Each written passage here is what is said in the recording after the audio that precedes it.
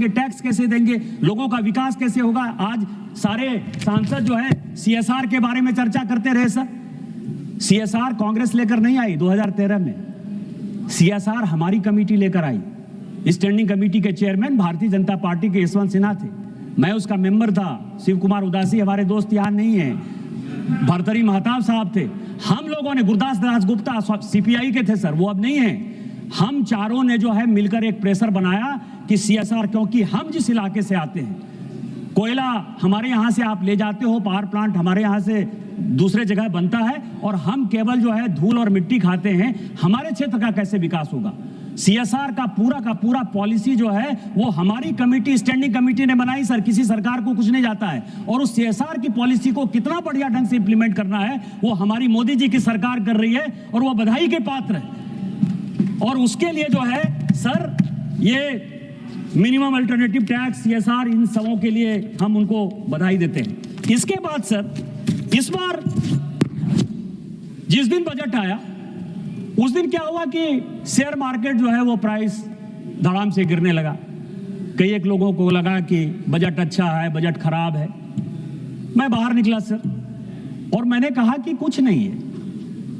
माननीय वित्त मंत्री जी ने एक बड़ा रैशनल जो है, जिसको कहते हैं कि सिक्योरिटी ट्रांजैक्शन टैक्स है क्या सर। शेयर मार्केट ऊपर बढ़ रहा है, नीचे बढ़ रहा है, किसका पैसा है, किसका नहीं पैसा है, किसी तरह का जो है आप समझिए कि कोई लीगल फ्रेमवर्क है, लेकिन लीगल फ्रेमवर्क में कोई बहुत ज्यादा दबाव नहीं। हमारी सरकार का एक बड़ा विषय है जो लगातार वित्त मंत्री जी कर रही है प्रधानमंत्री जी के नेतृत्व में, कि लोगों को जेल नहीं जाना पड़े। और जेल नहीं जाना पड़े तो जो इकोनॉमिक ऑफेंडर हैं उनको, या जो इकोनॉमिक चोरी करना चाहते हैं उनको हम सही रास्ते पर लेकर जाएं। तो ये इस बार क्या है कि इस बार में कैपिटल गेन्स, जो बायबैक टैक्स है और जो STT है, उसको जो है माननीय वित्त मंत्री जी ने बढ़ाया, जिससे कि शेयर मार्केट में जो गरीबों का पैसा है, जो लगातार गरीब, कभी शेयर मार्केट बढ़ गया तो बढ़ गया, उसमें बेचारे पैसा लगाए और नीचे चले जाते हैं, धड़ाम से चले जाते हैं, उसको ट्रांसपेरेंट करने के लिए STT टैक्स लगाया है। इसके कारण शेयर मार्केट में उस दिन ऊपर नीचे हुआ, और बाद में आपको ध्यान हो कि दूसरे दिन जब लोगों को समझ में आया, आम इन्वेस्टर को, कि हमको प्रोटेक्ट करने के लिए मोदी जी की सरकार ये लेकर आई है, तो ये आपको पता है कि शेयर मार्केट बढ़ गया। इसके लिए इस फाइनेंस बिल में जो लेकर आए हैं उसके लिए निश्चित तौर पर हमारी सरकार जो है वो वाहवाही की पात्र है सर। इसके बाद जो एक नया सिस्टम आया है सर, वो चैरिटेबल ट्रस्ट इंस्टीट्यूशन है। बाढ़ है चैरिटेबल ट्रस्ट का, स्कूल चैरिटेबल ट्रस्ट में, हॉस्पिटल चैरिटेबल ट्रस्ट में, कॉलेज चैरिटेबल ट्रस्ट में। तो चैरिटेबल ट्रस्ट जो है उसमें जो वायलेशन है सर, उस वायलेशन को देखने के लिए हमारी सरकार जब से आई 2000, इस पर एक जब सरकार थी UPA की, तो CAG की एक बहुत अच्छी रिपोर्ट आई। CAG की रिपोर्ट ने यह कहा कि जो मैक्सिमम बड़े कॉरपोरेट हैं किस तरह से चोरी कर रहे हैं, और उस चोरी के कारण कई एक कॉरपोरेट, ऐसे बड़े कॉरपोरेट थे सर जिन्होंने कि RBI का रूल्स वायलेट करके 4000 5000 करोड़, कोई येल यूनिवर्सिटी को दे रहा है, कोई ऑक्सफोर्ड यूनिवर्सिटी को दे रहा है, कोई हार्वर्ड यूनिवर्सिटी को दे रहा है, और जो ब्यूरोक्रेट के बच्चे हैं, जो पॉलिटिशियन के बच्चे हैं, वो कैसे एडमिशन लेंगे, उसके लिए सीट रिजर्व करने की बात थी। ऐसे ही जो है लाइजनिंग चल रहा था। हमारी सरकार ने चैरिटेबल ट्रस्ट के लिए 2016-17 के बाद धीरे धीरे जो है एक अच्छा परिवर्तन किया, बड़ा कानून लाया, और उसको कैसे हम और स्ट्रीमलाइन करेंगे, इस फाइनेंस बिल में जो है वो वित्त मंत्री जो है उसको लेकर आई है सर। इसके बाद जो अमेंडमेंट है सर, वो TDS का है। TDS क्या है कि जब से TDS लागू हुआ और जब से माननीय वित्त मंत्री जी TDS कर रही है, अच्छे कर रही हैं, इसमें मैं आपको बताऊं कि जैसे एक TDS जो है करंट रेट 5% का था तेंदुपत्ता पर, उसको 2% पर लेकर आई। हम बिल लेकर आए, हम ये सोचते हैं कि आदिवासियों को, दलितों को, शोषितों को, वंचितों को, उनको रोजगार दें, या जो वन क्षेत्र में जो लोग रहते हैं, वो जो तेंदुपत्ता जिसे कि बीड़ी बनती है, वो जब लेकर आते हैं तो उनको ज्यादा से ज्यादा हम पैसा दें, ट्रांसपेरेंट तरीके से दें, और उसमें ब्लैक मार्केटिंग नहीं। इस कारण से जो है उन आदिवासियों को राहत देने के लिए, गरीबों को राहत देने के लिए हम जो है उस तेंदुपत्ता के इसको 2% पर लेकर आए। अभी जो एक नया बिजनेस है सर स्क्रैप का, कोई भी चीज होगा हम स्क्रैप बेच रहे हैं, स्क्रैप बेच रहे हैं, स्क्रैप बेच रहे हैं। बाढ़ आ गई है, उसका कोई कंट्रोल सिस्टम जो है धीरे धीरे माननीय वित्त मंत्री जी को लगा, तो स्क्रैप पर जो करंट रेट 1% था उसको हमने 2% पर बढ़ाया सर। इसके अलावा आपको पता है कि हम प्राइवेटाइजेशन पर गए, हम कमर्शियल माइनिंग की तरफ जा रहे हैं। तो जो मिनरल्स, कोल, लिग्नाइट, आयरन ओर, ये सब का जो एक बड़ा है, और मैं जिस राज्य से आता हूं सर, उसमें सुप्रीम कोर्ट के जजमेंट के बाद माननीय वित्त मंत्री जी, मैं आपसे आग्रह भी करूंगा कि ये जो रॉयल्टी सेस का मामला जो सुप्रीम कोर्ट ने राज्यों को छोड़ दिया है, इसमें क्या हो रहा है कि जैसे झारखंड जैसे राज्य में, अभी तो उड़ीसा में लागू नहीं हुआ, छत्तीसगढ़ में लागू नहीं हुआ, मध्य प्रदेश में लागू नहीं हुआ क्योंकि हमारी सरकार है, लेकिन झारखंड में यह लागू कर दिया। तो झारखंड में लागू करने से क्या होगा कि जो अभी जैसे एनर्जी सिक्योरिटी में अपने को दिखाई दिया कि अल्टीमेटली कोयला जो है वही बचाव का साधन। यदि पावर, जैसे अभी गर्मी का दिन है और यूएस ने और चाइना ने दोनों ने जो है जो एनवायरनमेंट के जो विषय थे उसको जो है जो जीरो एमिशन का जो 2070 का टारगेट था, आपको पता है कि ट्रंप साहब ने आकर उसको सबसे पहले कह दिया कि ये केवल यूरोपियन कुछ कंट्रीज का जो है ये धता है और ये अपने को कमजोर करता है। उसमें मैं आपको बताऊं कि इस सुप्रीम कोर्ट के इस टैक्स के कारण सबसे ज्यादा यदि कहीं नुकसान होगा तो हमारे यहां होगा, क्योंकि 450 रुपया पर टन उन्होंने टैक्स लगा दिया है, क्योंकि उनको पैसा देने के लिए कुछ नहीं है। और दूसरा जो हो रहा है सभापति महोदय, मैं आपके माध्यम से वित्त मंत्री जी को कहूंगा, दूसरी जो बातें हो रही हैं कि मान लीजिए कि आप व्हाइट में जो है प्रॉपर ढंग से टैक्स देकर एक ट्रक ले जाओ और 3 ट्रक जो है आप चोरी करके ले जाओ। ये जो मामला है, इसमें जो आप लेकर आ रहे हैं, ये टीसीएस का जो आप कॉन्सेप्ट लेकर आए हैं कि 1% को 2% से बढ़ाया है, इसके साथ साथ मेरा आपसे आग्रह होगा कि सुप्रीम कोर्ट में अपने को एक रिव्यू पिटीशन दाखिल करना चाहिए, जिसके कारण कि झारखंड जैसा राज्य जहां की 40% माइंस और मिनरल्स है इस देश का, वो उसका जो है राहत हो पाए और हम लोगों को बचा पाए। नहीं तो केवल और केवल माफियागिरी, ये कांग्रेस जहां भी शासन करने के लिए जाती है सर, केवल माफियागिरी के अलावा कोई काम नहीं है, उसको हम किस तरह से रोक पाएंगे। मैं ये आपसे आग्रह करना चाहूंगा कि आप जो है इसको कुछ ना कुछ प्रॉपर, इसमें फिर जो पेनल्टी प्रोविजन है, मतलब समाधान से समस्या से समाधान तक, विश्वास से विवाद तक, इसमें बहुत बड़ा काम किया है भारत सरकार। भारत सरकार ने वर्षों में, और माननीय वित्त मंत्री जी ने इसको बड़े अच्छे ढंग से लिया। आपको आश्चर्य होगा सर, सीएजी की कितनी रिपोर्ट आएगी, 5,000 का केस है, 10,000 का केस है, 20,000 का केस है। वो केस 30 साल से चल रहा है, 40 साल से चल रहा है। 5,000 रुपया लेने के लिए भारत सरकार कम से कम 5 लाख 10 लाख रुपया वकीलों के पीछे खर्चा कर चुकी है। 20 साल 25 साल से केस चल रहा है, वकीलों को कोई मतलब नहीं है। तो माननीय वित्त मंत्री जी ने कहा कि आप जो है एक सर्टेन थ्रेशोल्ड के बाद जो है आपको जो समस्या है उसका समाधान कर लीजिए, जो विवाद है, चाहे वो इनकम टैक्स का हो चाहे कस्टम एक्साइज का हो। उसी में पेनल्टी प्रोविजन को भी नॉर्मलाइज करने के लिए इनकम टैक्स में इस बार फाइनेंस बिल में जो है एक्ट में CIT में जो है एक बड़ा परिवर्तन हमारी सरकार लेकर आई है सर।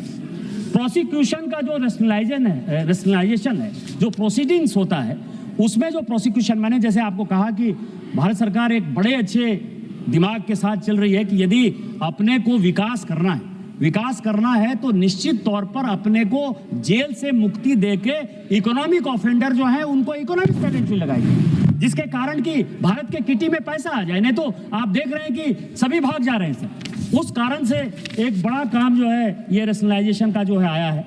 इसके बाद मैं जीएसटी के लिए वित्त मंत्री जी का और प्रधानमंत्री जी का दोबारा आभार करना चाहता हूं कि जीएसटी जिस लिए बनी थी, जीएसटी को 2 टैक्स रेट में लाना,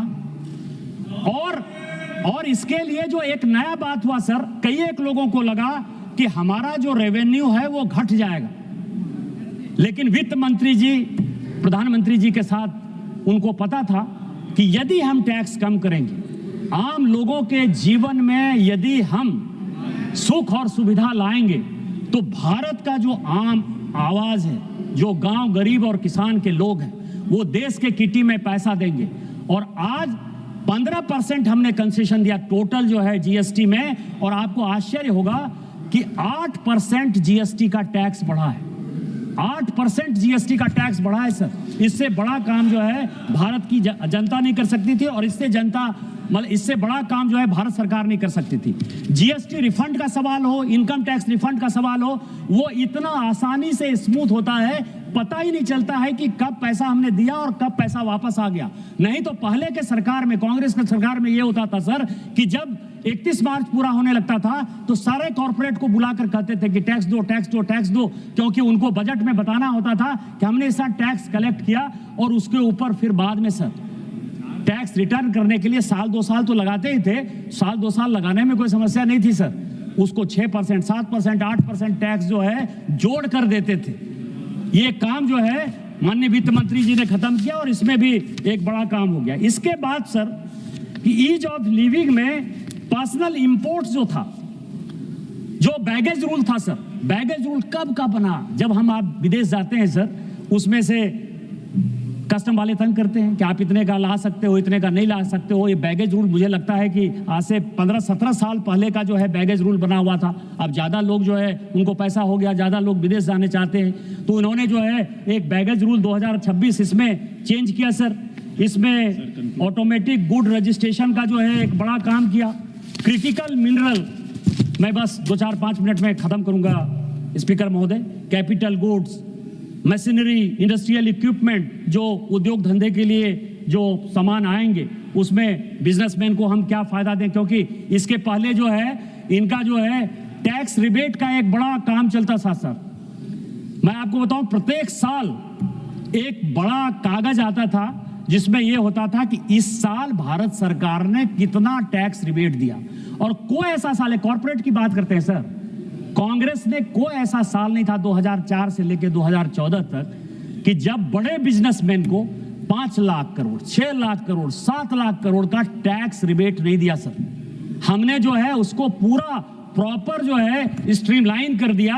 और आज जो है यदि हम टैक्स रिबेट दे रहे हैं तो जो साधारण लोग, जो गांव गरीब के लोग हैं, जो मकान खरीद रहे हैं, उनको टैक्स रिबेट दे रहे हैं। जो इनकम टैक्स के लोग हैं, जो इनकम टैक्स छोटा पे करते हैं, उनको हम टैक्स दे रहे हैं। इलेक्ट्रॉनिक्स गुड्स और कंज्यूमर में जो है ड्यूटी फ्री, इसमें कई एक माइक्रोवेव ओवन और डिपन लोकल इलेक्ट्रॉनिक्स का दिया सर।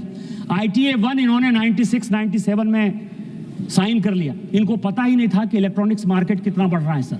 सारे जो इलेक्ट्रॉनिक्स गुड्स थे, चाहे वो सॉफ्टवेयर थे चाहे हार्डवेयर थे, सारी की सारी इंडस्ट्री बंद हो गई सर। ITA 2 माननीय मोदी जी ने 2015 से रोक रखा है। हमने साइन नहीं किया है कि हमने ये कहा है कि चाहे जिंदगी में कुछ भी हो जाए, हम अपने यहाँ मैन्युफैक्चरिंग बढ़ाएंगे और हम किसी देश के आगे नहीं झुकेंगे। और इसके लिए आज हम बड़ा काम कर पा रहे हैं सर। आज हम इलेक्ट्रॉनिक मैन्युफैक्चरर हो रहे हैं, और जिस तरह से PLI स्कीम आर्टिफिशियल इंटेलिजेंस से लेके इलेक्ट्रॉनिक्स मैन्युफैक्चरिंग तक में चल रहा है, जिस तरह से वित्त मंत्री पैसा दे रहे हैं, वो सभी बधाई के पात्र हैं। मैं इतना ही कहूंगा सर कि आपदामापतंती नांग हितो अप्यायाति हेतुताम मातृजंगा ही वत्सस्य अस्तम भवति बंधने। ये हमारा वेद कहता है सर। आज पूरी दुनिया कोरोना के बाद करा रही है, लेकिन माननीय मोदी जी के नेतृत्व में हमारा देश दिन दूनी रात चौगुनी आगे बढ़ रहा है। आज हमारी इकोनॉमी 7% के GDP ग्रोथ से बढ़ रही है। इसमें माननीय वित्त मंत्री जी का बड़ा योगदान है। हम सभी इस फाइनेंस बिल को पास करें, देश को मजबूत करें, वित्त मंत्री के हाथ को मजबूत करें, और जो 2047 भारत का सपना है, विकसित भारत का, उसको जो है हम लागू करें। आपने मुझे मौका दिया, इन्हीं शब्दों के साथ जय हिंद, जय भारत। माननीय श्री रमाशंकर राजभर जी। 2009 से माना जाएगा। आभारी हूँ सभापति महोदय, आपका, अपने संसदीय क्षेत्र सलेमपुर लोकसभा की जनता का, और उत्तर प्रदेश के गरीबों ने 27 में जिनको सरकार देने का मन बनाया है, हमारे राष्ट्रीय अध्यक्ष माननीय अखिलेश यादव जी का। महोदय, वित्त मंत्री जी ने संशोधन लेकर आया है, अच्छा ही। मैं दो एक सवाल करना चाहता हूं महोदय, क्योंकि मैं जानता हूं मैं अपना समय कितना है। जब हम इस सदन में होते हैं महोदय, तो सब चंगा दिखता है। लगता है कि इस सदन में हम बैठे हैं, ना गरीब की कोई समस्या है, न किसान की कोई समस्या है, न छात्र की कोई समस्या है, न महिलाओं की कोई समस्या है, न मजदूर की समस्या है। लेकिन जब हम गांव में जाते हैं, जमीन पर जाते हैं, तो समस्या ही समस्या दिखती है। महोदय, इस धरती का होने वाला सारा कठिन काम एक बड़ा वर्ग है गरीबों का, जो पूरे खानदान के साथ कई पुश्तों से करता आ रहा, लेकिन उसको आज मिला क्या? गर्मी आए तो घर जलने से मरे, बरसात आए तो घर ढहने से मरे, जाड़ा आए तो कंबल के बिना ठिठुर के मरे, बेटी जवान हो जाए शादी का पैसा नहीं, और बेटा बीमार हो जाए दवाई का पैसा नहीं। ये हमारे बजट के इंतजाम। मैं संशोधन में प्रस्ताव करता हूं, संशोधन आप लाई हैं, होंगे, लेकिन अगर जीडीपी बढ़ रही है तो आखिर युवा बेरोजगार क्यों हो रहा है? सारी नौकरियां आउटसोर्सिंग की बाढ़ आ गई। आउटसोर्सिंग की ऐसी बाढ़ आई है कि कोई भी डिपार्टमेंट देश का हो आपसे बजट ले रहा, और सरकारी नौकरी में छटनी हो रही। आउटसोर्सिंग की नौकरियां दी जा रही हैं, प्रोवाइड कराने वाली, सर्विस प्रोवाइड कराने वाली कंपनियां और ठेकेदार आ गए। वो एससी का आरक्षण, एसटी का आरक्षण, ओबीसी का आरक्षण, ईडब्ल्यू का आरक्षण लूट रहे हैं, लेकिन कोई पूछने वाला नहीं है। महोदय, अगर विकास हो रहा है तो आखिर पलायन क्यों हो रहा है? चाहे वो बिहार हो, हमारा पूर्वांचल हो, सलेमपुर हो, बलिया हो, देवरिया हो, कुशीनगर हो, गोरखपुर हो, आजमगढ़ हो, बलिया हो, झारखंड हो, आखिर पलायन क्यों हो रहा है? ये सवाल है। युवाओं में बेरोजगारी दर कई आकलनों में 15% से अधिक बताई गई। लाखों सरकारी पद खाली हैं, नहीं भरे जा रहे हैं। सरकार करे, कोई कैलेंडर बनाए कि अब तक एससी का आरक्षण कोटा क्यों नहीं पूरा हुआ, अब तक एसटी, ओबीसी, ईडब्ल्यू का आरक्षण क्यों नहीं पूरा हुआ, तब बजट दे। महोदय, मैं कहना चाहता हूं कि डीजल महंगा, खाद महंगी, सिंचाई महंगी, और मैं एक चीज आपके संज्ञान में डाल देता हूं, सारे मंत्री यहां बैठे, सरकार के मंत्री बैठे हैं। जो एलपीजी गैस का प्रॉब्लम आया, एक तुगल की फरमान सरकार ने कर दिया कि 15 किलोमीटर एरिया में अगर शहरी उपभोक्ता है गैस का, तो वो 25 दिन में सिलेंडर पाएगा, और 15 किलोमीटर के एरिया में अगर ग्रामीण वितरक है एजेंसी वाला, तो वो 45 दिन में सिलेंडर आया। क्या आपने पहले दिन से और 25 दिन शहरी उपभोक्ता को सिलेंडर दे दिए थे क्या? उसका तो आज खत्म हो गया, अब तो पाएगा 25 दिन बाद। यह भेद क्यों? मारा मारी गांव में हो रही है, एजेंसी में और उपभोक्ता में। कह दिया आपने, पॉलिसी बना दिया, तो गल की फरमान पेट्रोल कर दिया गया कि अब हम ऑनलाइन ही बुकिंग करेंगे। तो बुकिंग तो मोबाइल के तमाम ऐप है, किसी भी ऐप से बुकिंग हो जाएगी, लेकिन आप कह रहे हैं कि नहीं, वो टीपी जो रजिस्टर्ड मोबाइल नंबर है उसी से आएगी। गांव में कहां है? हो सकता है टावर ना हो सकता है मोबाइल में पैसा ना हो गरीब के, तो आपने चूल्ह में भी भेद कर दिया। चूल्हा, शहर का चूल्हा 25 दिन तक चलेगा और गांव का चूल्हा 45 दिन में जलेगा, ये व्यवस्था कर दी। मैं कहना चाहता हूं, एमएसपी की कानूनी गारंटी आज भी सपना है। महोदय, किसान की आय दुगनी करने का वादे का क्या हुआ? यह राजनीतिक भाषणों में हो गया। स्वास्थ्य और शिक्षा पर जीडीपी के अनुपात में अभी भी बहुत कम है। युवा को अच्छी शिक्षा नहीं, गरीब को अच्छा इलाज नहीं, भारत विकसित राष्ट्र कैसे बनेगा? महोदय, कहना चाहता हूं, क्या यह बजट महंगाई नियंत्रण पर समयबद्ध योजना बनाएगा? क्या यह बजट सभी सरकारी रिक्त पदों पर भर्ती कैलेंडर जारी करेगा? पूर्वांचल के लिए विशेष सहयोगी पैकेज और एमएसएमई को सस्ता क्रेडिट और टैक्स राहत देगा। क्या यह संशोधन से किसानों को एमएसपी की कानून गारंटी लागू होगी? शिक्षा और स्वास्थ्य बजट में बड़ा इजाफा होगा। जब तक ये सुधार नहीं होंगे तब तक ये विधेयक बनते रहेंगे और जन विरोधी होते रहेंगे। महोदय, बजट का आकार तो बड़ा है, लेकिन कल्याण के लिए सीमित गुंजाइश है। 2026-27 के लिए यूनियन फाइनेंस बिल में सरकार ने 44 लाख करोड़ से अधिक राजस्व संग्रह का अनुमान रखा है, जो पिछले वर्ष से लगभग 10% अधिक है।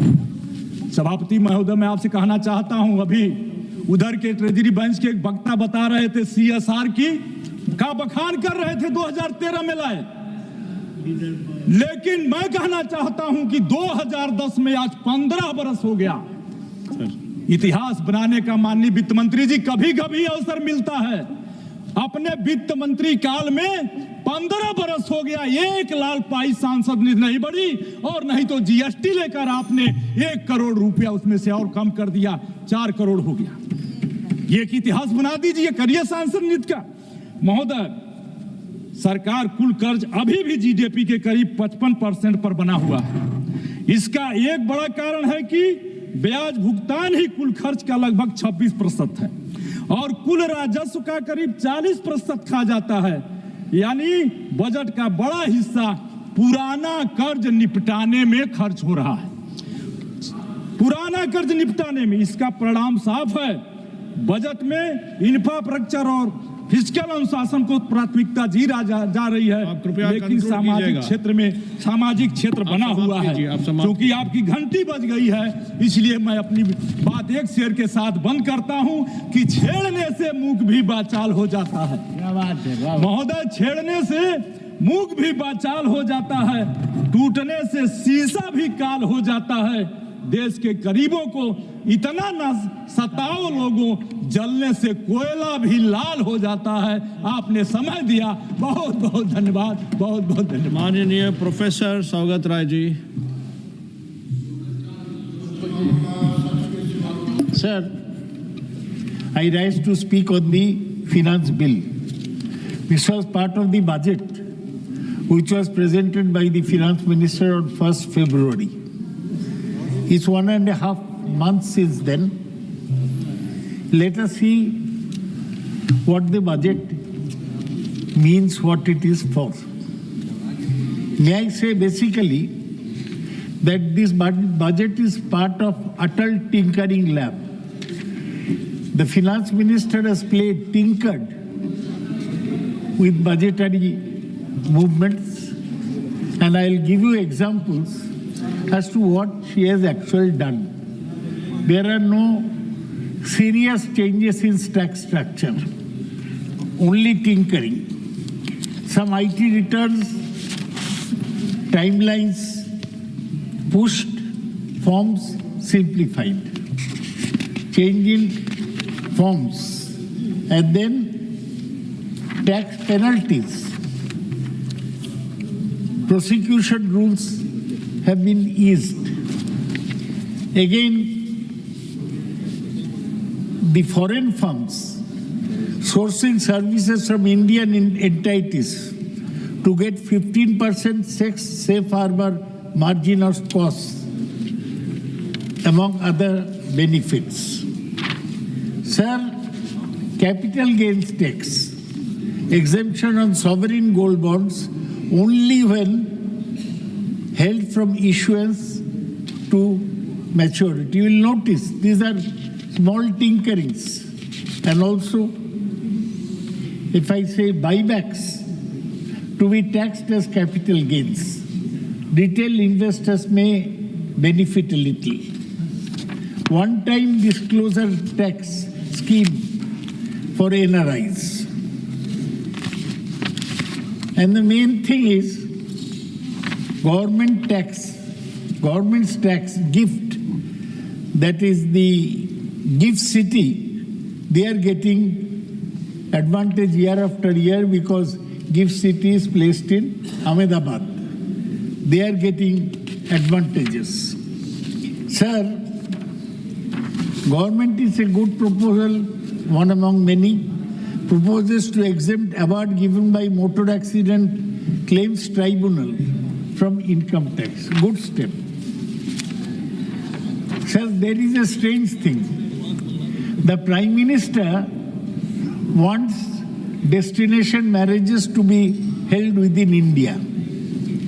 But the Finance Minister, she proposes to reduce TCS rates on the sale of overseas tour program package from current 5% and 20% to 2%. That is, the Prime Minister wants marriages to be held in India. The Finance Minister is giving tax benefits to marriages held outside India. I don't know why this difference is there. Sir, gross tax revenue to GDP ratio for FY27 lowest in 6 years. It's a good thing. Sir, the income tax department is saying that there will be new income tax law effective from April 1. He went to the Parliamentary Standing Committee, and again decriminalization and compliance, corruption. Central Board of Direct Taxes say that will decriminalize. Earlier they used to put everybody in jail. Now they are saying that we are going for decriminalization. To whom? To the corporates. They will have a better. Sir, one person has said, one economist has said the budget has delivered a googly, the retrospective tax. Now, besides being greedy and unfair, retrospective taxes should be illegal. Nothing is gained and much is lost in terms of investor confidence via this new tax. This will net only about 200 crores a year. There will be a new tax on capital gains made by the purchase of sovereign gold bonds. So retrospective effect, as they say, is criminal. Now the main thing is, in our country, taxes are like this: 1/3 personal income tax, 1/3 corporate tax, and 1/3 GST collections. Now let us see how we have done with regard to this. The inequality in the country is emphasized and raises question about financial health of India's corporate sector. One catch is that agriculture is still exempt from taxation. So half of Indians do not contribute anything to national overheads. Having said that, let me look at, sir, what the condition of the economy is. Dollar is 93 rupees per dollar. You know the condition of petroleum. The Prime Minister gave a long statement on how much petroleum reserves we have got, that nothing to worry. Every day, the possibility of energy prices rising is hanging on the people. Now, having said that, let me put it this way. What are the main criticisms of this tax?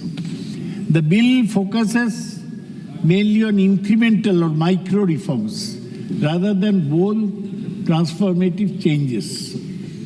It is a continuity-based approach without significant policy innovation. Tinkering, as I said. Unlike previous years, there is no major tax relief or incentives for the middle class. No relief. This has led to concerns about reduced disposable income and consumption demand. Emphasis on fiscal consolidation may restrict government spending on welfare and social sectors. It is happening on education, on health, expenditure is going down. Critics argue that balancing deficit reduction with a growth remains challenging.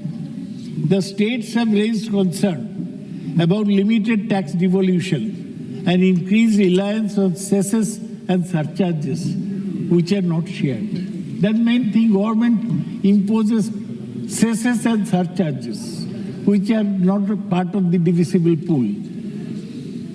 This strains cooperative federalism and state finances.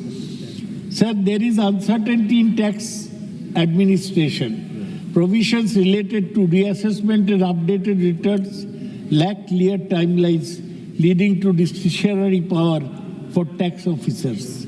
This can create uncertainty. Critics note that bill does not adequately address external risks, unemployment, and sectoral distress. That's why there is opposition to this tax.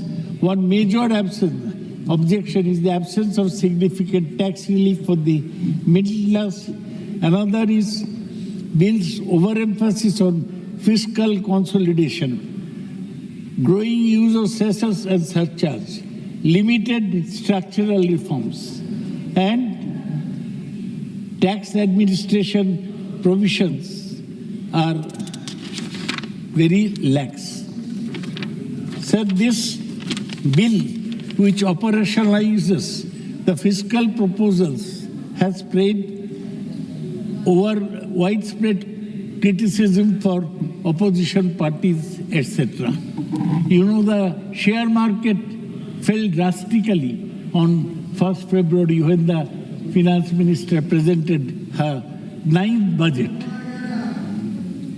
The bill emphasizes fiscal discipline. One of the foremost objections is that it fails to adequately address the pressing economic challenges facing the country.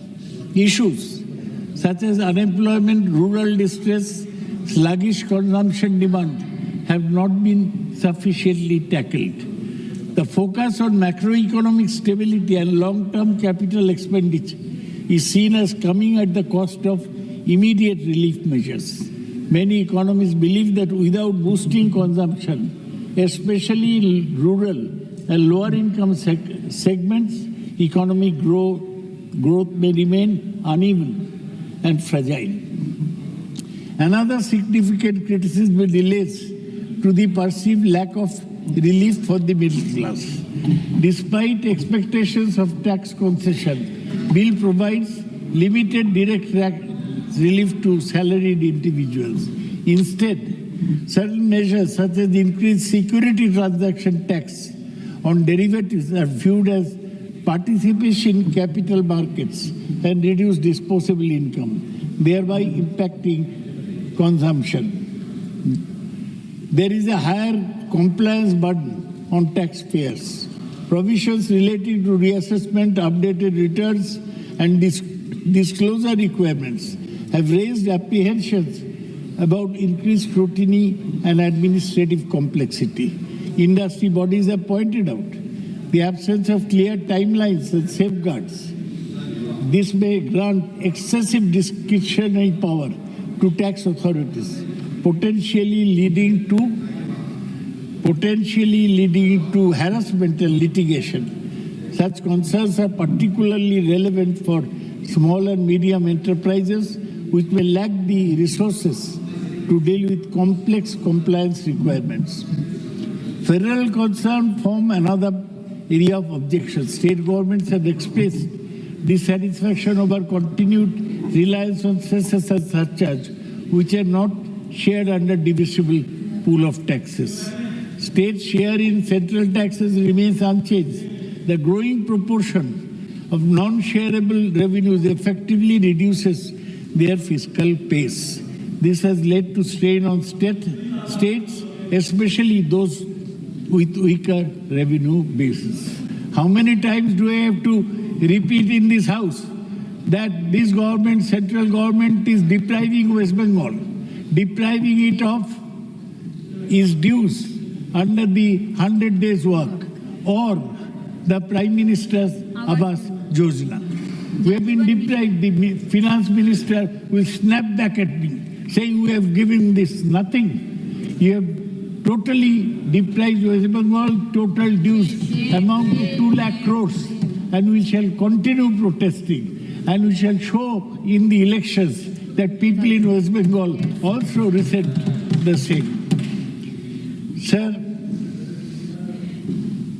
it has been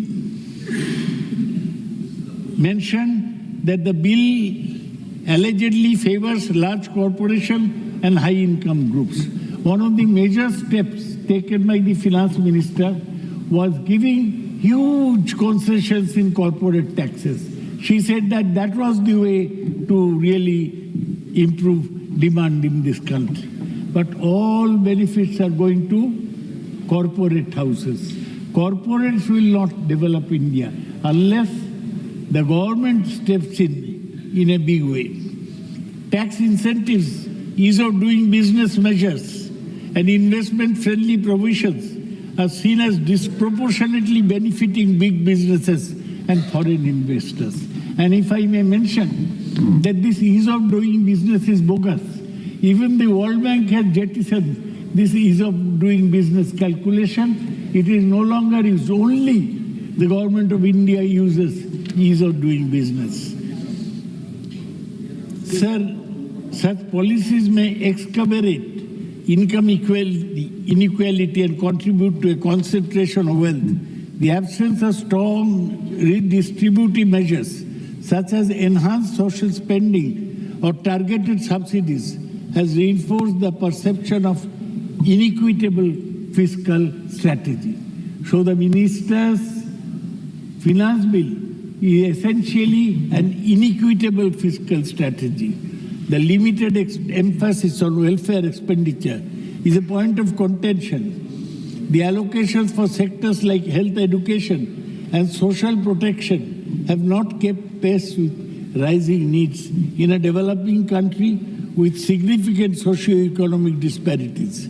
The fiscal policy should prioritize human development alongside economic growth. We are falling in the world human development indices, and still the minister has no attention. The bill's focus on capital expenditure, that is another formula that government uses, that we are increasing capital expenditure.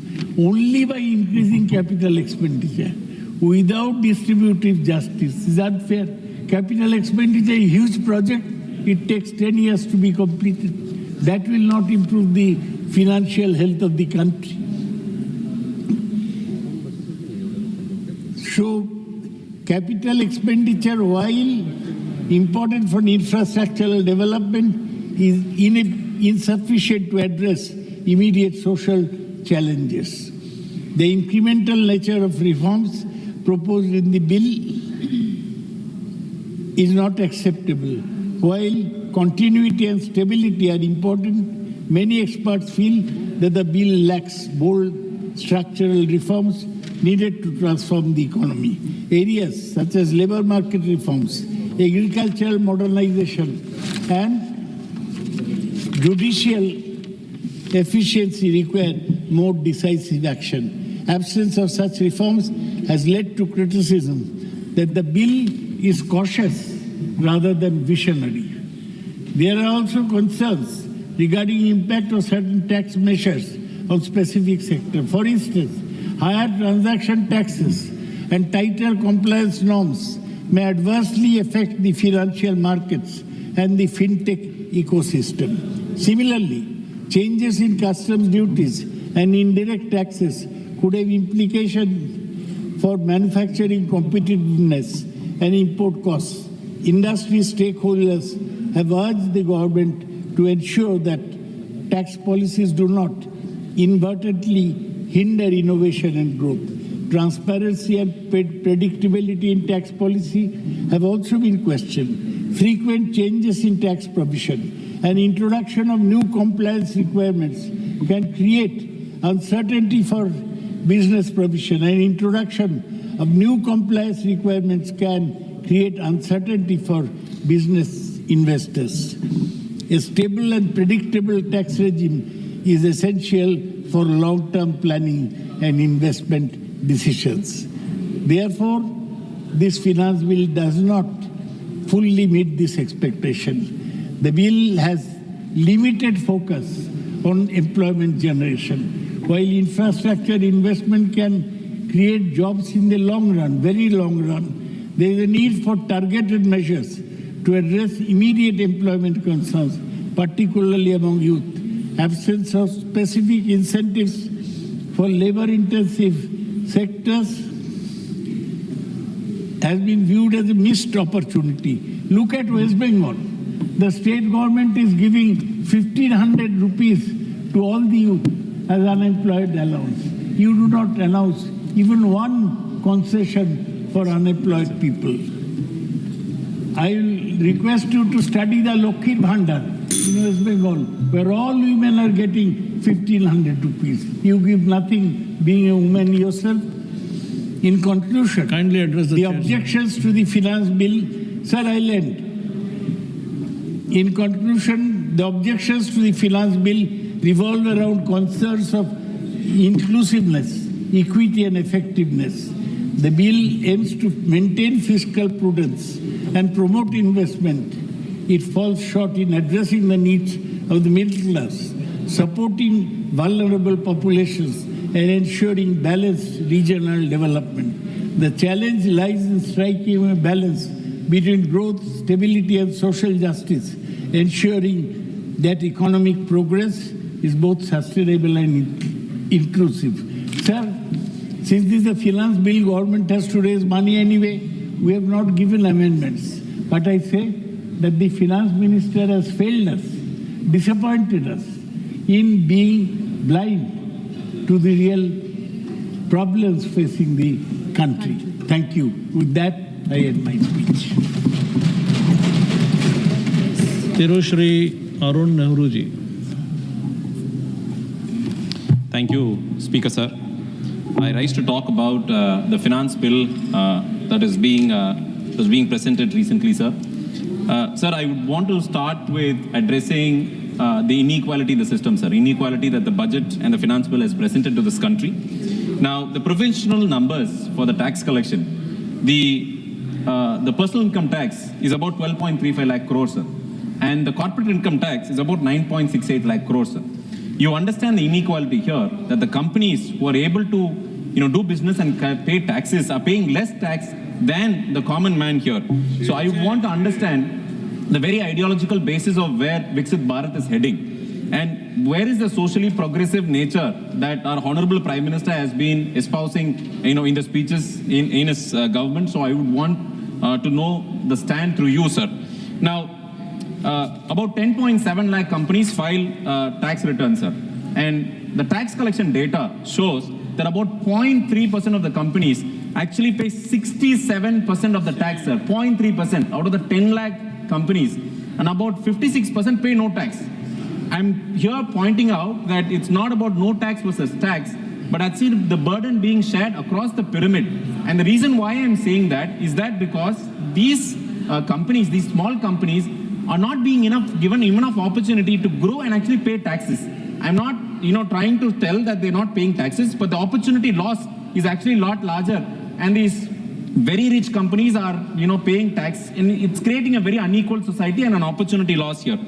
Now, the litigation, the faceless assessment that the government has brought in the last 3 years, just give a status update. 5,39,863 cases are pending as of today, sir. And the amount that is being locked up is around 18.16 lakh crores. And our budget is 52 lakh crores, sir. You just see the amount of money that is being locked up in litigation is this. And I also wanted to point out that 27% of all litigation of the central government is only with finance, sir. And you see that we have a lacuna here. On one side, we want to collect taxes. On the other side, we have 27% of litigation, which is being conducted by the finance department. Now, let's just put it into an opportunity cost, sir.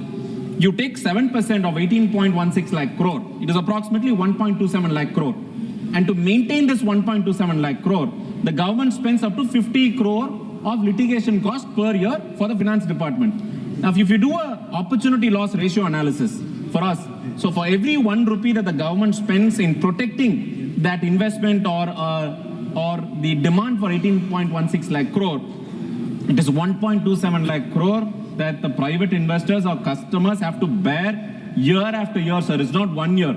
So the impact of 1 rupee that the government is spending on litigation is 2,500 times onto the economy, sir. So the finance bill doesn't address this particular inequality. Now the vacancy is about 36% or in the tax department, sir, of direct taxes. Now I also want to point out, since sir is here, Jaishankar sir is here, he's also from my place at Trichy, madam is also from Trichy. I will also be very happy if they start the recruitment from Mussoorie and Trichy constituency, sir. We will offer the biggest job mela and the candidates so that they can fill the 36% and do better collection, sir. Now, I'll also want to point out this direct tax is actually costly to comply, sir. These numbers tell you that it is very costly to comply and it's very cost efficient to have alternate avenues. The government intention to collect tax is actually being defeated because of this convoluted idea of direct taxes in this finance bill. Let's move on to GST, sir. Everybody's favorite topic here, GST. We want to know what GST is because it impacts our everyday, life and items. Now, the government went ahead with a rate cut, assuming that it is going to give a buoyancy to the economy, expecting that the money is going to come back, in rotation and to help, the economy grow. Now, RBI's consumer confidence survey actually said no expenditure buoyancy after the tax cut of GST. You know why, sir? It is not because tax cut was effective. It was effective. But the government assumption that the money is going to come back into spending did not happen because our citizens thought that there is a lot of uncertainty ahead of time. So the buoyancy didn't happen and the share of wallet, the money that was being rotated, actually decreased from 58% to 54%, sir. So the impact of madam's choice to reduce the GST is actually not helping us here also. And this GST reduction has actually impacted states' revenues also because states, take revenue from GST collection. And this unilateral decision to take GST and not to compensate states is actually hurting them economically also. Because most of the work of the people is actually being done by the state government, where the money, certain amount of money saved, about 34% approximately, comes from the central government for Tamil Nadu, sir. Now, there's also this inverted duty structure issue, where specifically for agriculture, the tractor machineries are at 18% today, sir. Whereas the finished goods is at 5%. So the farmer has to actually bear more taxes and not be able to pass the benefit to the customer. So this budget has something called as new schemes, sir. They had allocated up to 1 lakh crore, asking this parliament to pass a bill for new schemes. The parliament has not been told of what schemes. Of course, it might be a contingency fund, but it can be told as a contingency fund. The parliament has approved close to 1 lakh crore for new schemes. So through you, sir, I want to ask madam to give us more clarity on what those funds will be spent for. Now, debt, sir. Now, debt, about 56% of our GDP is debt. Now, it's okay to have debt as long as the economy is growing, as long as you're able to service debt, as long as the tax collection is increasing. We're all for, sustainable debt. But I also want to point out that certain, areas of the budget, such as the railways, are taking indirect debt in lieu of leases. You see, close to 25% of railways budget has been allocated for lease servicing. So rather than taking debt upfront, they're going to take lease, which is going to provide for future cash flow problems. So I want this house's attention to come that lease is another form of debt which is actually not shown in books, sir. It is not good for the growth. Now, I also want to point out every state has been fixed a limit for borrowing. It's a good thing because you don't want, undue borrowing which can hurt finances. Now, this house has passed a fiscal responsibility bill, sir, FRBM bill, which is being passed about 5 years ago, and still the union government is failing to follow, but is asking states to follow a fiscal discipline. So I think the union government has no locus standi if they don't follow the FRBM bill. And through you, sir, I want them to follow the FRBM bill so that more money is passed to the states and we can still do a better job. Now, FTAs, the government has been going on about FTAs, free trade agreements. I also want the House to know what is the status of the free trade agreements. We must know if the free trade agreements, helps us in terms of giving us the revenues, investments, job opportunities, assets. Now, India's trade volume has increased, but you also should note, so has the trade deficit. the amount that we have to, pay others for the FTA. So I would point out 4 FTAs, sir. The ASEAN Treaty, which was in 2010, had a trade deficit of 35 billion as on today, sir. The UAE, which was signed in 2022, has a trade deficit of $26.7 billion. The Japan in 2011 has a trade deficit of 10.8. South Korea in 2010 has a trade deficit of 14.72 billion. Now, trade deficit is an ongoing account, sir. You can keep, rolling on the account to the next year. And we must ensure that our balance is better than to pay us. So what this has helped us, what this FTA has helped us is to increase the trade, but it has also increased our debt levels vis-a-vis the dollar amount. And that's why you see the pressure on the rupee year after year. Now what this tells us is the contributing states, the southern states, I would take TN for example, Tamil Nadu for example, has not only has to work for the union government, but to Vietnam and China also because of this trade deficit. So we have to pay for the dollar and work here in India. Now, out of all this, the free trade agreement has led us to a point where the rupee is actually working for the dollar, not the other way around. So we're actually working for the dollar to increase and our rupee is actually being continuously devalued. Now, another favorite topic of the treasury benches, the PLI. You have, let me take a specific production link incentive schemes on electronics. Now, government wanted to do electronics. It has its own reasons, sir, because they don't want to be, they want to be geopolitically independent of our adversaries. It is a very good scheme, but the intent was good there. But what had happened is this: 10 companies, sir, was given an amount of 1.6 lakh crores, which is 50% of the capital expenditure, on producing these very focus areas called semiconductors and other electronic components, which make us independent for defense and our ability to export. Now, the core material for all these electronics is polysilicon ingot.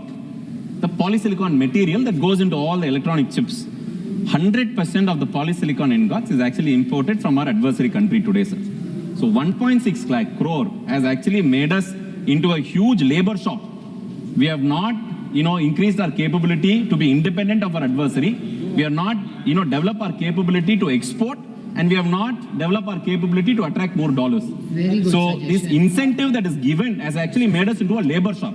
We are not even adding value to the total semiconductor ecosystem. So we are actually shortchanged. I don't know for what intention they have done it, but what has led us is to a place where in a very difficult spot and our adversary holds our fully polysilicon ingot.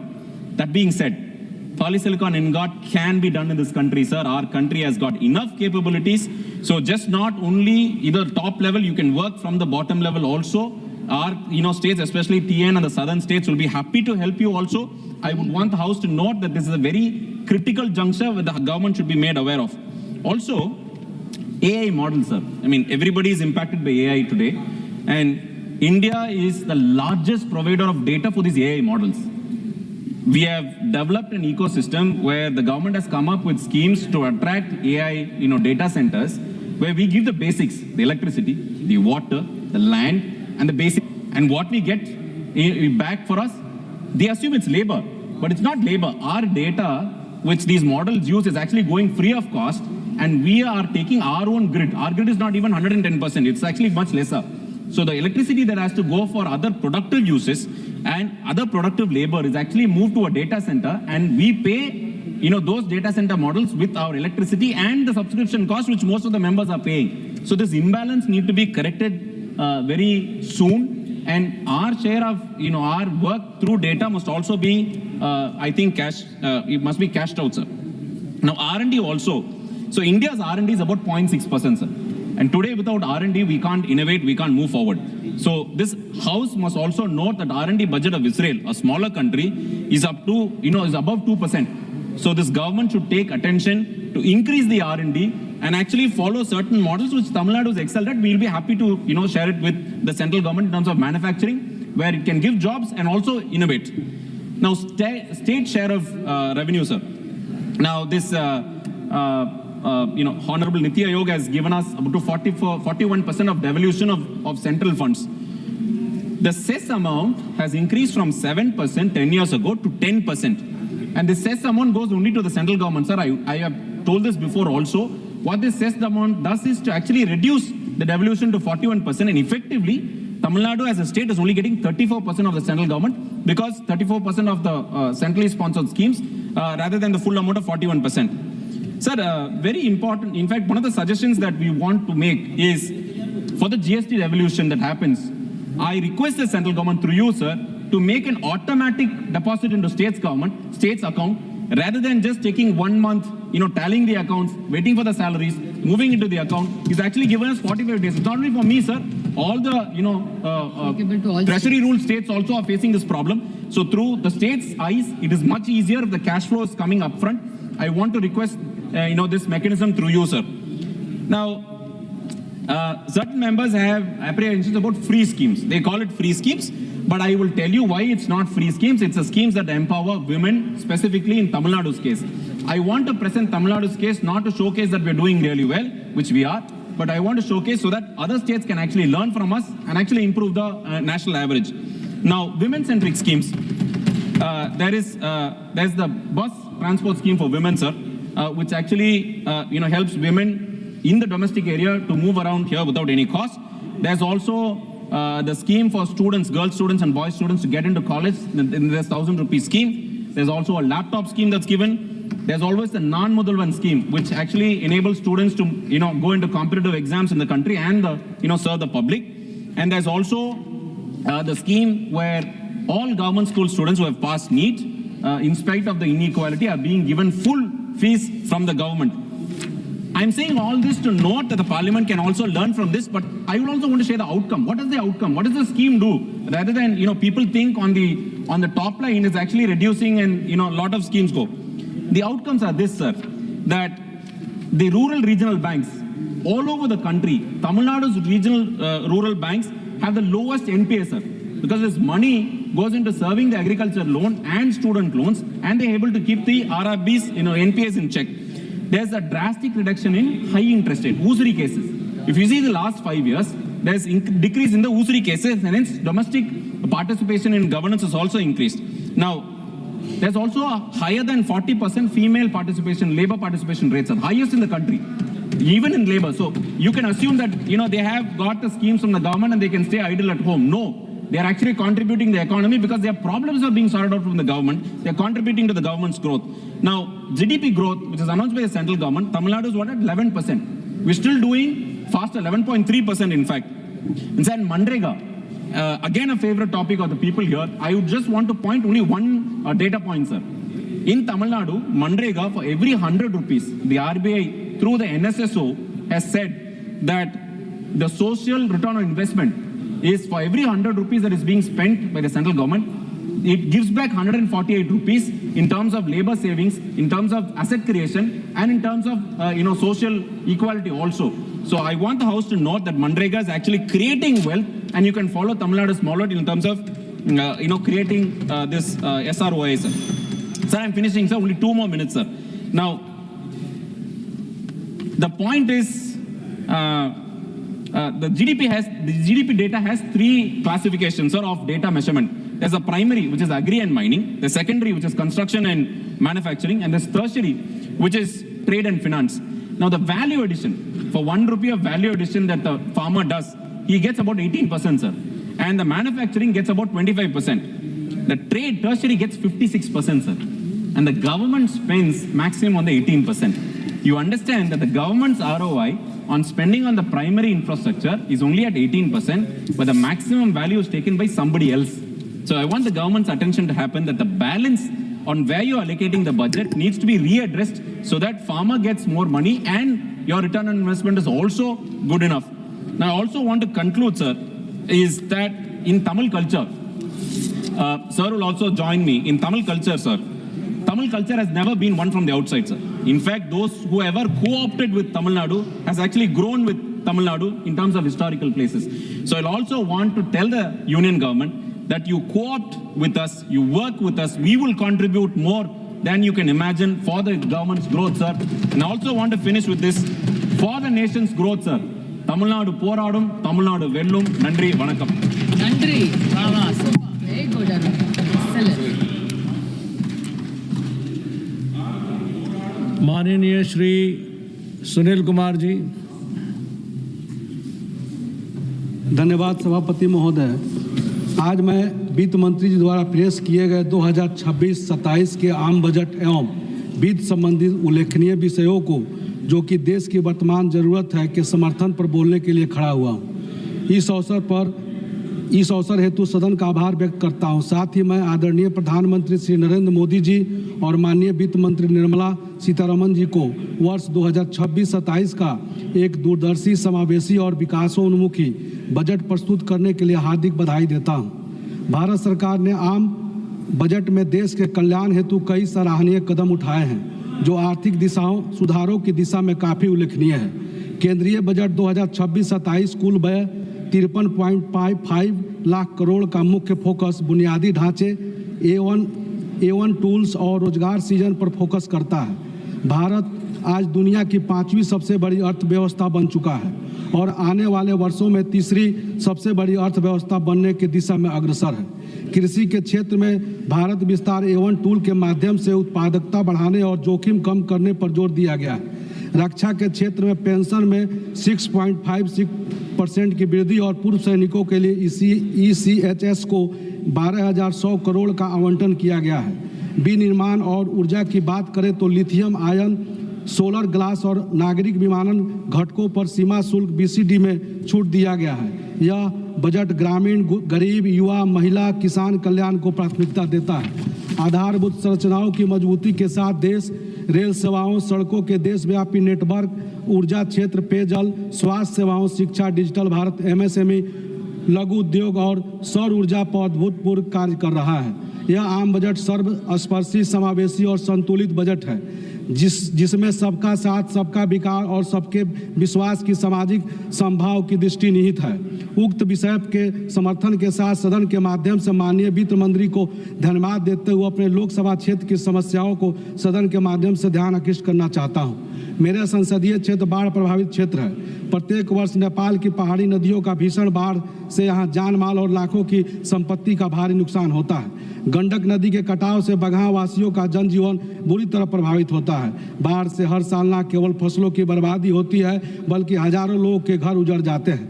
बाढ़ नियंत्रण और गंडक के कटाव अवरोध के कार्यों को हर वर्ष सरकार का करोड़ों रुपया खर्च होता है। अगर वाल्मीकि नगर गंडक बराज से चक्री, रजवटिया, बगहा प्रखंड 1 तक पक्का गाइड बांध बन जाए तो गंडक नदी की बाढ़ से अस्थायी निजात मिलेगा। इसके लिए वित्त संबंधी समस्याओं का निराकरण हो। वर्षों पूर्व 9 जनवरी 2023 को वाल्मीकि नगर में लैंड कस्टम स्टेशन का उद्घाटन किया गया, लेकिन अभी भी यह सुचारू रूप से चालू नहीं हो सका है। भंसार कार्यालय के न होने से भारत नेपाल सीमा पर व्यापारी बंधुओं को काफ़ी कठिनाइयां आ रही है। इस पर भी ध्यान दिया जाए ताकि सुचारू रूप से चल सके। वाल्मीकि नगर लोकसभा क्षेत्र के निम्नलिखित स्थानों पर बैंक की मांग जो है इस प्रकार है: मधुबनी, पिपरासी, भीतहा, ठकराहा प्रखंड के साथ साथ नरकटियाज के मथुरा प्रखंड, बगहा 1 के भैरवगंज, इंग्लिसिया, सेमरा, नौतन के पकड़िया, कर्पूरी चौक के नज़दीक और गौनाहा, पिपरा चौक, मझरिया आदि पर राष्ट्रीयकृत बैंक के शाखा खोलने की मांग बहुत दिनों से चली आ रही है। इस पर भी गंभीरतापूर्वक विचार करते हुए प्राथमिकता के साथ खोलना चाहिए। मेरे लोकसभा क्षेत्र के अंतर्गत राष्ट्रीय राजमार्ग संख्या NS 727 पर टाइगर रिजर्व क्षेत्र में मंगलपुर SSB कैंप के मदनपुर पनियावा हिस्से के वैकल्पिक मार्ग के रूप में VTR के बाहर प्रस्तावित बगहा के शास्त्री नगर बेलवनिया पुल सड़क मार्ग के प्रस्ताव पर वित्त संबंधी बाधाओं को दूर करते हुए इसका कार्य कराया जाना चाहिए। वाल्मीकि नगर में एयरपोर्ट के निर्माण के लिए शीघ्र अतिरिक्त राशि आवंटित हो ताकि यह जल्द ऑपरेशन हो सके। वाल्मीकि नगर में प्रस्तावित तारामंडल निर्माण के लिए शीघ्र टेंडर और राशि का आवंटन हो। मेरा लोकसभा क्षेत्र तीनों सर्किट जैसे रामायण सर्किट, वाल्मीकि आश्रम, गांधी सर्किट, भिथियारवा आश्रम, बौद्ध सर्किट, अशोक स्तंभ, रामपुरवा स्तंभ जो गिरने के बाद इसका एक स्तंभ शीर्ष बिशप जो माननीय राष्ट्रपति जी के मुख्य द्वार पर सुरक्षित है और दूसरा स्तंभ का दूसरा सिंह जो कोलकाता विक्टोरिया म्यूजियम में सुरक्षित है, नंदनगढ़ चाणकीगढ़ विद्यमान है। माननीय अध्यक्ष महोदय, मैं आपके माध्यम से आग्रह करता हूं कि वाल्मीकि आश्रम, भिथियारवा आश्रम, अशोक स्तंभ, रामपुरवा स्तंभ और नंदनगढ़ चाणकीगढ़ जो हमारे पुरातन धरोहर है, इसके बृहत अध्ययन पुरातत्व विभाग, कला संस्कृति विभाग, पर्यटन विभाग, वन और पर्यावरण विभाग की संयुक्त अध्ययन टीम बनाकर कराई जाए और इसका पर्यटकीय विस्तार, सौंदर्यीकरण कराई जाए, जिससे वाल्मीकि नगर एक अच्छा पर्यटक क्षेत्र बन सके। जो वाल्मीकि नगर बिहार का कश्मीर भी कहा जाता है, जिससे वाल्मीकि नगर के सौंदर्यता, सौम्यता, पुरातन इतिहास जो यहाँ विद्यमान है उसको विकसित करने के लिए माननीय वित्त मंत्री जी से अतिरिक्त धनराशि उपलब्ध कराने की मांग करता हूँ। और अंत में मैं देश के यशस्वी प्रधानमंत्री आदरणीय मोदी जी और बिहार के यशस्वी मुख्यमंत्री नीतीश कुमार जी और वित्त मंत्री सीतारमण जी का धन्यवाद अर्पित करता हूं, जिनके चलते सुपर कुशल नेतृत्व में जो है देश आगे बढ़ रहा है, बिहार आगे बढ़ रहा है। बहुत बहुत धन्यवाद।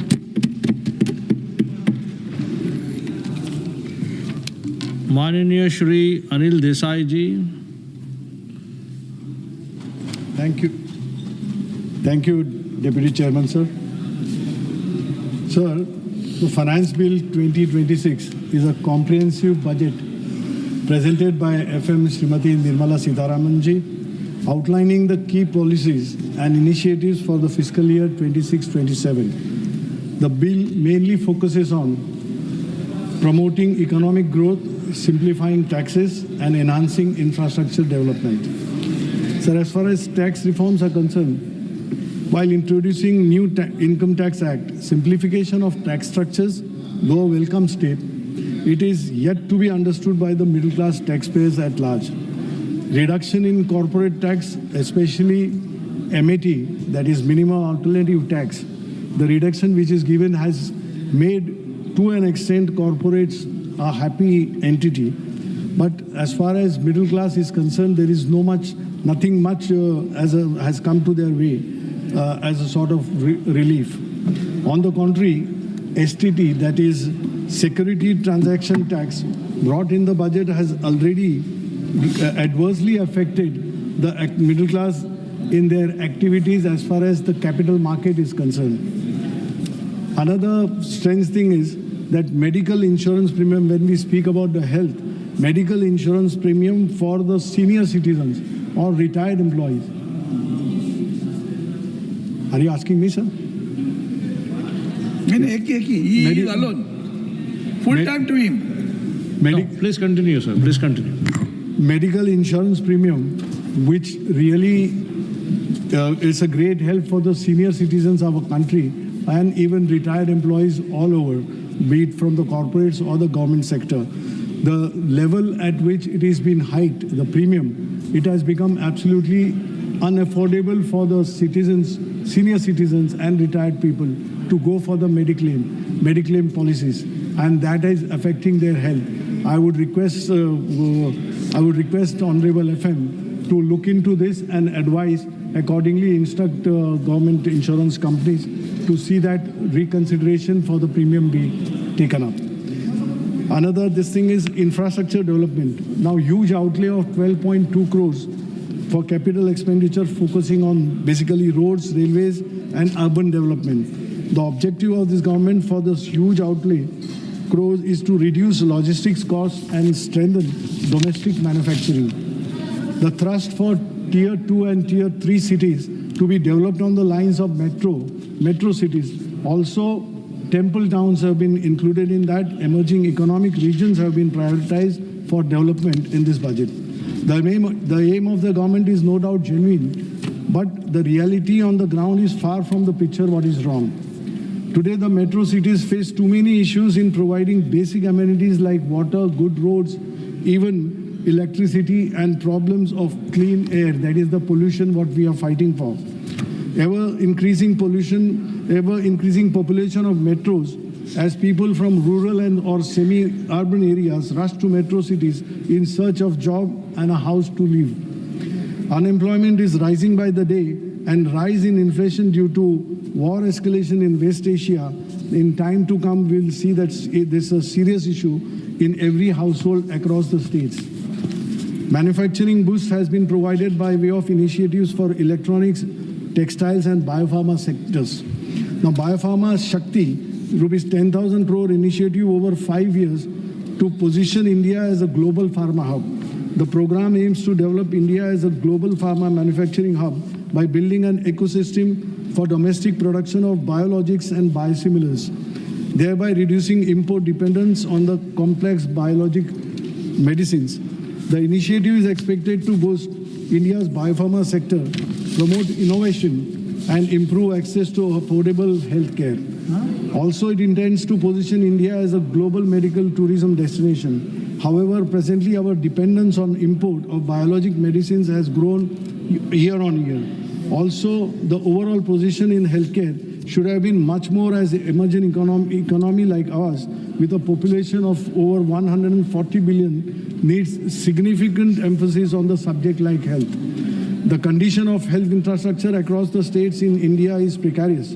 Government hospitals in cities or districts, primary health centers in rural or semi-urban areas run short of doctors, beds, the nurses, medicines, and building infrastructure is too in a very dilapidated conditions. Few private hospitals in the country, coupled with institutions like AIIMS, try to cover up the scenario in the health sector.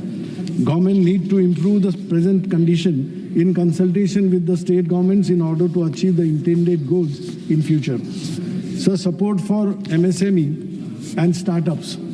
Honorable FM has highlighted measures aimed at micro, small and medium enterprises, including 10,000 crore growth fund and expanded credit guarantee scheme. The increased provision of rupees 10,000 crore for SME growth fund alongside the self-reliant fund is expected to provide much needed equity and risk capital to micro enterprises. MSMEs presently face intense challenges in procuring credit and funds required for their working capital.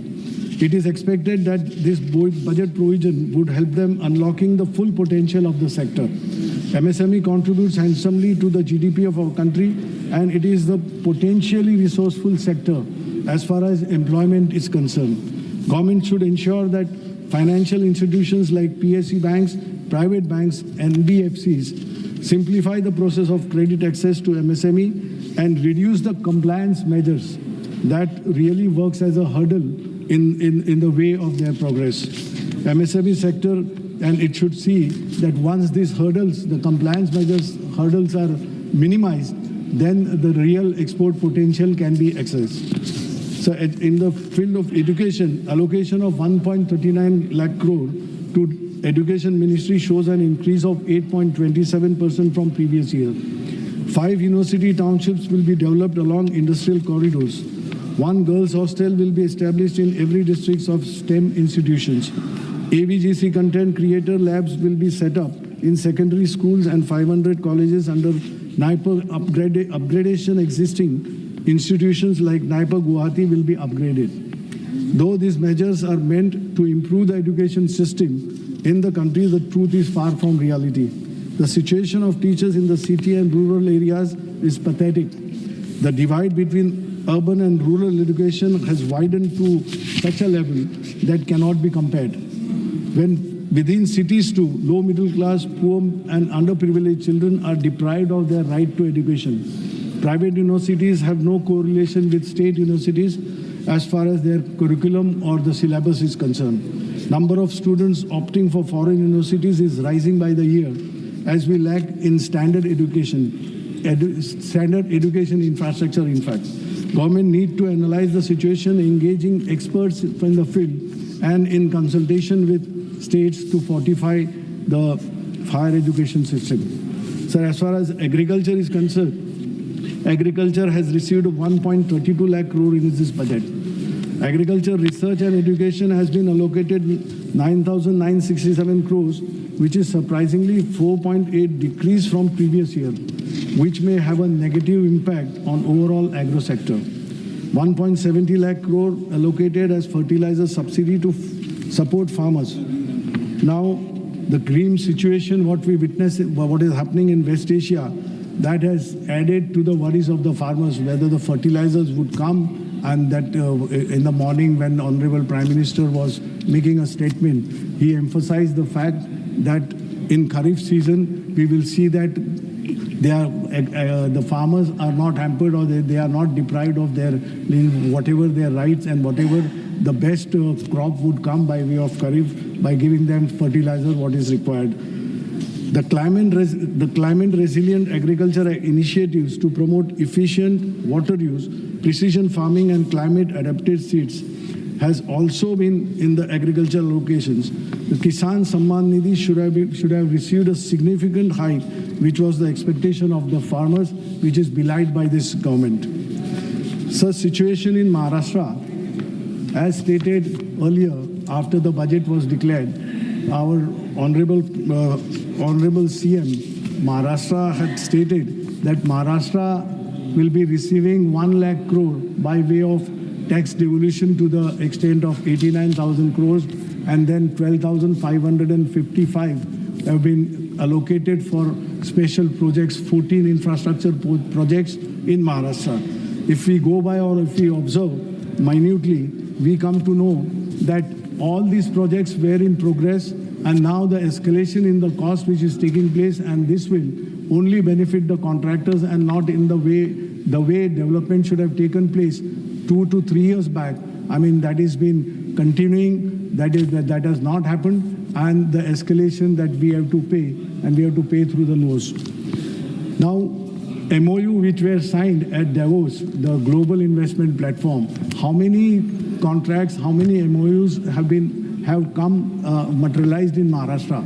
That also needs to be seen. Private investment in Maharashtra hasn't done any significant development for the Maharashtra, as it has yet to come. It is only rosy pictures are drawn by the day. Education, right to education. That is, yesterday or day before in the newspaper, it was a very bad report for Maharashtra. It had come that right to education, the conditions which were laid down by the state government of Maharashtra have been struck by the Supreme Court of India. Honorable Supreme Court came to the rescue of the marginalized students, and that is really shame for the state, progressive state like Maharashtra. That deprivation of the poor students to get into good institutions, good education institutions, was deprived. That has been set right by the Supreme Court.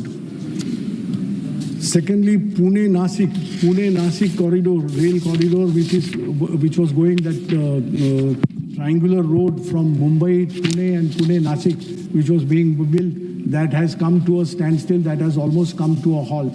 So these are the projects. High-speed railway is not the need of the people of Maharashtra. Instead, we need good provisions in the health sector, in the education sector, in the infrastructure sector, but it should have a time-bound program, and it should not be meant for the contractors, but for the people of Maharashtra. Please I'm summarizing. I'm just summarizing, sir. So today, we as a country, Government of India has a huge debt on our head, which is amounting to 214 lakh crores, and we are paying, and in 26-27 provision to the extent of 14.4 lakh crore is being made, which is 10% higher than what we are paying by way of interest, is higher than what we have paid last year. And summarizing the budget, it is seen that government aims to limit fiscal deficit to 4.3 of the GDP compared to 4.4 last year. Debt to GDP ratio is estimated to 55.6% of the GDP compared to 56.1%. So fiscal consolidation is definitely taking place, but the entire whatever math is gone or whatever equations we have gone, only sentence that whatever calculations are made and whatever has been presented, and the demand for grants which was presented in the House by the Finance Minister, the day by day what we see that all calculations are collapsing because the situation which is happening, or the statement made by the Prime Minister, I would urge the government to see that resources are mopped up in proper way, to see that common man of India doesn't suffer, and we stand the ground, and we as an emerging economy, we head towards becoming a माननीय श्री रविंद्र वायकर जी। धन्यवाद सभापति महोदय। आज मैं अपनी party Shiv Sena की तरफ से इस ऐतिहासिक वित्त विधेयक 2026 का समर्थन करने के लिए खड़ा हुआ। सबसे पहले मैं आदरणीय प्रधानमंत्री श्री नरेंद्र मोदी जी और हमारी दूरदर्शी वित्त मंत्री श्रीमती निर्मला सीतारामन जी का सहृदय से धन्यवाद और बधाई देता हूं। महोदय, एक समय था जब भारत की अर्थव्यवस्था को फ्रैजिल 5 में गिना जाता था, लेकिन आज ये आदरणीय प्रधानमंत्री जी के कुशल नेतृत्व और वित्त मंत्री जी के स्पष्ट विजन का परिणाम है कि ग्लोबल चुनौतियों का उलट-पुलट बावजूद भी भारत पूरी दुनिया में फास्टेस्ट ग्रोइंग इकोनॉमी बनकर उभरा है, जो आज इतने संकट होने के बाद भी माननीय पंतप्रधान जी ने आज सुबह ही यहाँ अपना जो कर्तव्य था कि हमारे देश को हम लोग कैसे किसी स्थिति से जा रहे, इसका निवेदन यहाँ किया, इसके लिए उनको भी धन्यवाद देता हूँ। ये बजट और ये वित्त विधेयक केवल कुछ आंकड़ों का दस्तावेज नहीं है, बल्कि ये विकसित भारत का संकल्प को सिद्ध करने का एक बहुत बड़ा कदम है। शिवसेना हमेशा देश और महाराष्ट्र के विकास के साथ खड़ी रही है और हर फाइनेंस बिल 2024 को विकास यात्रा को नई गति देने वाला है। महोदय, किसी भी देश का विकास उसके टैक्स कलेक्शन पर निर्भर करता है और मुझे ये बताने में गर्व हो रहा है कि हमारी सरकार का टैक्स कलेक्शन अनुमान से कहीं बेहतर रहा है। सभापति महोदय, मुझे सदन को ये बताने से बहुत गर्व है कि हमने अपना पूरा वादा करते हुए फिस्कल डेफिसिट को जीडीपी के 4.5% से नीचे ला दिया है। 2025-26 में हमारा फिस्कल डिफिसिट 4.4% से और बजट एस्टिमेट 2026-27 के लिए उसे और घटाकर 4.3 रखा गया है, जो हमारी बेहतरीन फिस्कल प्रोडेंस को सीधा प्रमाण है। 2025-26 में हमारा टोटल एक्सपेंडिचर 49.6 लाख करोड़ रहा, जिसमें 11 लाख करोड़ का कैपिटल एक्सपेंडिचर शामिल है। आगामी वर्ष 2026-27 के लिए टोटल एक्सपेंडिचर 53.5 लाख करोड़ और नेट रिसिप्ट जो होती है हमारी, जो कलेक्शन होता है वो 28.7 लाख करोड़ अनुमति है, जिसे फाइनेंस करने के लिए हमारी नेट मार्केट बोरोइंग जो 11.7 लाख करोड़ रहेगी। यह हमारी मजबूत और अनुशासित अर्थव्यवस्था की एक शानदार तस्वीर है। बजट 2026 के वित्त मंत्री जी ने 1 अप्रैल से शुरू होने वाले अगले फिस्कल ईयर के लिए डायरेक्ट और इनडायरेक्ट टैक्सेस का शानदार लक्ष्य रखा है।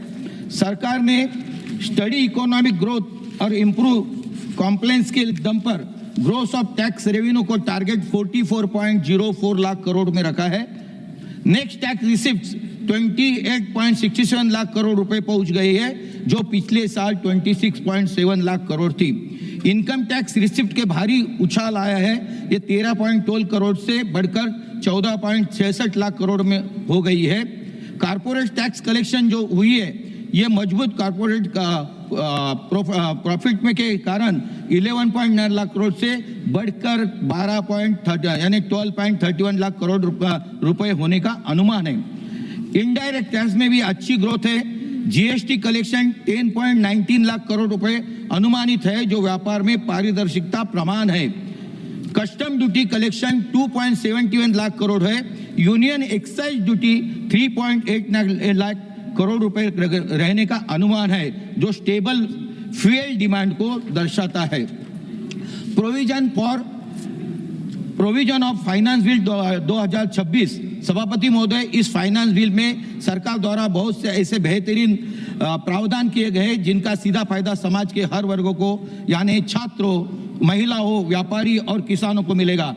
इनकम टैक्स एक्ट 2025 जुलाई 2024 में इनकम टैक्स एक्ट को कॉम्प्रिहेंसिव रिव्यू शुरू हुआ था, वो रिकॉर्ड समय में पूरा हुआ है और नया इनकम टैक्स एक्ट 1 अप्रैल 2026 से लागू होगा। महोदय, मेरा सौभाग्य है कि मुझे आदरणीय जय पंडा जी के अध्यक्षता में इस बिल को एनालाइज करने वाली कमेटी का सदस्य बनने का मौका मिला। हमने बहुत डिटेल तरीके से हर बिंदु को पढ़कर सरकार को अपने सुझाव दिए, जिन्हें सरकार ने खुले मन से स्वीकारा। उसकी कम से कम 36 बैठक हुई, यानी मीटिंग्स हुई। एलआरएस और टीसीएस में बड़ा राहत, हमारे देश का मध्यम वर्ग अपने बच्चों को पढ़ाने के लिए विदेश भेजता है। छात्रों और मरीजों को बड़ी राहत देने के लिए एलआरएस के तहत एजुकेशन और मेडिकल पर्पज के लिए टीसीएस रेट 5% से घटकर मात्रा 2% कर दिया गया है। छोटे टैक्स पेयर को सम्मिलित, यानी students, young professionalist, teacher, employees और एनआरआईज की प्रैक्टिकल दिक्कतों को दूर करने के लिए एक बार के लिए 6 months foreign asset disclosure scheme लाई गई है, जिसमें उन्हें बिना किसी डर के एसेट डिस्क्लोज करने का मौका मिलेगा। ईज ऑफ डूइंग बिजनेस यानी ऑडिट या फाइनेंशियल ट्रांजैक्शन से जुड़े टेक्निकल डिफॉल्ट को, पेनल्टी को जब हम फी के में बदल दिया गया है, जो जिसमें व्यापारी को टैक्स टेररिज्म लगता था उसका डर खत्म हो गया है और व्यापार में आसानी हो गई। सहकारिता को बढ़ाया यानी प्राइमरी कॉर्पोरेट सोसाइटी के लिए डिडक्शन का दायरा बढ़ाकर उसमें कैटल फीड और कॉटन सीड को भी शामिल किया गया है। महोदय, महाराष्ट्र कोऑपरेटिव को बहुत बड़ा यह हब है, यहाँ लाखों किसान सहायता से जुड़े हैं। इसमें हमारे राज्य को, ग्रामीण अर्थतंत्र को बहुत बड़ा बूस्ट मिलेगा।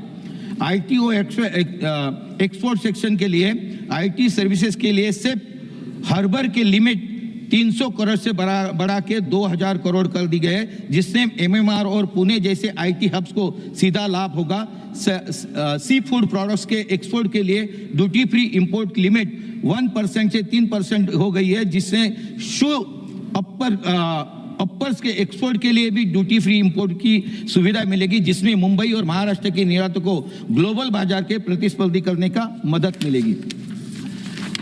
सभापति महोदय, डिफेंस और हेल्थ डिफेंस के लिए आत्मनिर्भर भारत को मजबूत करने के लिए सिविलियन ट्रेनिंग और डिफेंस एयरक्राफ्ट के पार्ट्स पर बेसिक कस्टम ड्यूटी माफ कर दी गई है, जिसके अलावा मरीजों खासकर कैंसर पीड़ितों के प्रति गहरी संवेदना दिखाते हुए 17 दवाइयों और 7 रेयर डिसीज के इलाज के लिए food for special medical purposes import को ड्यूटी फ्री किया गया है। वो भी हमें यहाँ साधन क्या सर, मैं अकेला ही है, स्पीकर है सर, अकेला ही हूँ। स्पीकर है, पूरा टाइम दे दो पार्टी का। कृपया संक्षिप्त करें, घंटी मत बजाओ।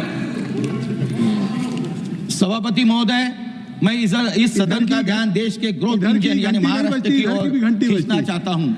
फाइनेंशियल ईयर 2026-27 के लिए 15,26,254.58 करोड़ रुपए के कुल टैक्स डिवोल्यूशन में से महाराष्ट्र को 98,306 करोड़ रुपए मिलने को वाला है।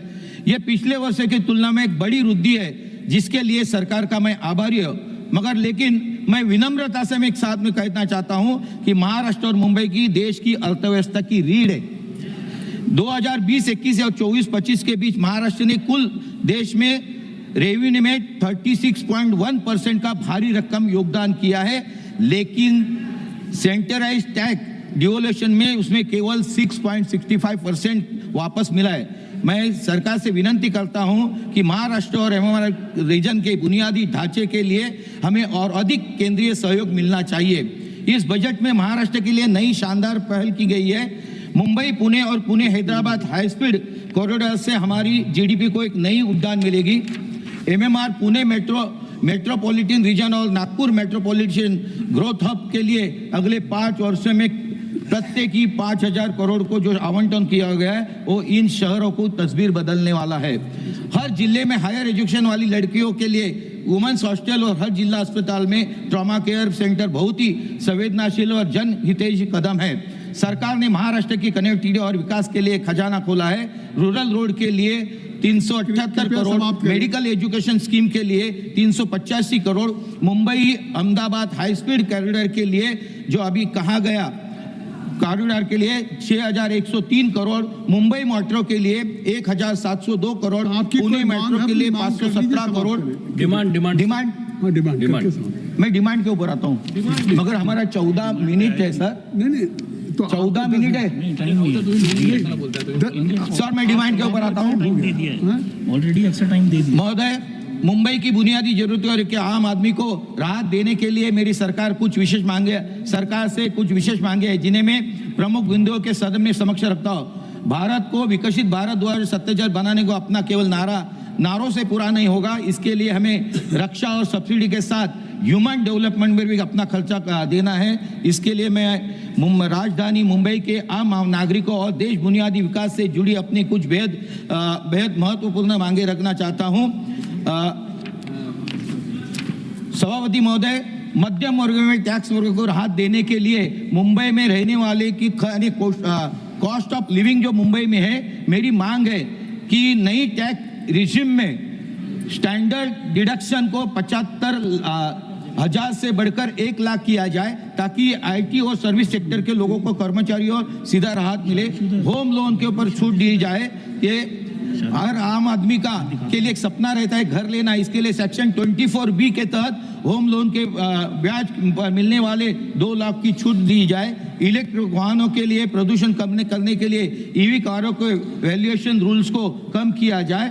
स्लम मुक्त मुंबई होने के लिए बहुत जरूरी है। इसके लिए 45 लाख मुंबई में जो 1 BHK मिलता है, जिसका कॉस्ट मैं 2 मिनट में खत्म कर रहा हूँ, 45 लाख के इसमें मिल नहीं सकता है। इसके लिए अफोर्डेबल घर लेने के लिए उसकी वैल्यूएशन 95 लाख से 1000 से 90 से 95 लाख किए जाए। मैं ये कहना चाहता हूँ कि हमारे स्लम फ्री मुंबई होने के लिए जोगेश्वरी, मुंबई नॉर्थ वेस्ट, धारावी, गोंडी और चेंबूर के जैसे इलाके लिए क्लस्टर डेवलपमेंट के लिए 5000 से 10,000 करोड़ का विशेष फंड दिया जाए। अध्यक्ष सभापति महोदय, झुग्गी झोपड़ी एंड स्लम मुक्त मुंबई के लिए 2030 के लक्ष्य के साथ नेशनल मिशन घोषित किया जाए। बुलाइए नाम बुलाया आपने उनको। माइक बंद हो गया सर। धन्यवाद सभापति। नहीं 2 मिनट नहीं, 2 मिनट नहीं सर। धन्यवाद सभापति महोदय। 1 मिनट अब समाप्त करें।